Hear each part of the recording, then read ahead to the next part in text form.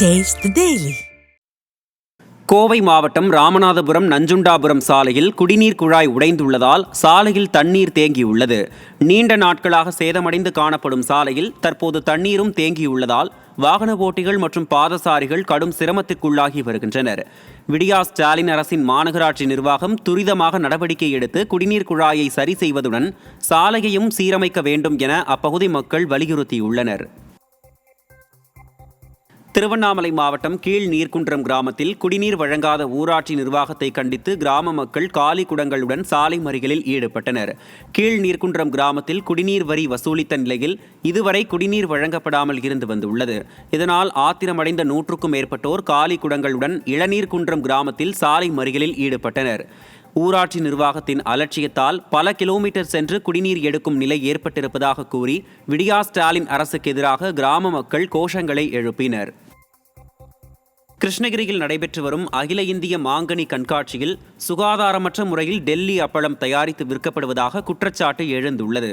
இந்த கண்காட்சியில் விளையாட்டு உபகரணங்களும் உணவு கூடங்களும் அமைக்கப்பட்டுள்ள நிலையில் கண்காட்சியில் விற்பனை செய்யப்படும் டெல்லி அப்பளம் சுகாதாரமின்றி திறந்த வெளியில் தயாரிக்கப்படுவதாகவும் அதன் மீது தூசி படிந்து அப்பளம் தரமற்ற வகையில் இருப்பதாகவும் மக்கள் குற்றம் சாட்டியுள்ளனர்.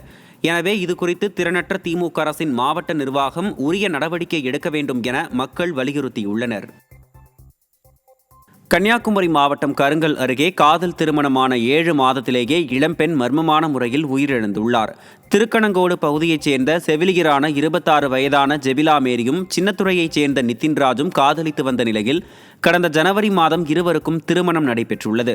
இந்த நிலையில் ஜெபிலா மேரி வீட்டில் தூக்கில் தொங்கிய நிலையில் இறந்து கிடந்தார். தற்கொலை செய்து கொண்டதாக மணமகன் வீட்டார் கூறியுள்ள நிலையில் அதனை மறுத்துள்ள பெண் வீட்டார் திருமணத்தின் போது 50 சவரன் நகை, 7 லட்சம் ரூபாய் ரொக்கம், 50 லட்சம் ரூபாய்க்கு வீடு மற்றும் சீர்வரிசை கொடுத்தும் மேலும் வரதட்சணை கேட்டு கொடுமைப்படுத்தியதாக குற்றம் சாட்டியுள்ளனர். மேலும் கணவர் நிதின்ராஜ் மற்றும் அவரது குடும்பத்தினர் 5 பேர் வரதட்சணை கேட்டு அடித்து கொலை செய்ததாகவும் அவர்களை கைது செய்யும் வரை உடலை வாங்க மாட்டோம் என கூறி பெண்ணின் உறவினர்கள் போராட்டத்தில் ஈடுபட்டனர். ஸ்டாலின் ஆட்சியில் வரதட்சணை கொடுமையால் பெண்கள் தற்கொலை செய்து கொள்வது அதிகரித்துள்ள நிலையில் சமூக நலத்துறை என்ன செய்து கொண்டிருக்கிறது என மக்கள் கேள்வி எழுப்பியுள்ளனர்.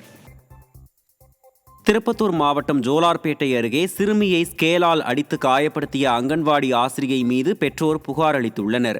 ஜெய்பீம் நகரில் செயல்பட்டு வரும் அங்கன்வாடியில் 10க்கும் மேற்பட்ட குழந்தைகள் கல்வி பயின்று வருகின்றனர். இந்நிலையில் தேவதர்ஷினி என்ற குழந்தை அருகே உள்ள பூங்காவில் ஊஞ்சலில் ஆடியுள்ளார். இதனை கண்ட ஆசிரியை தேவதர்ஷினியை அழைத்தும் வராததால் ஸ்கேலால் அடித்ததில் காயமடைந்துள்ளார். பெற்றோர் குழந்தையை அரசு மருத்துவமனையில் அனுமதித்து ஆசிரியை மீது நடவடிக்கை எடுக்க புகார் தெரிவித்தனர்.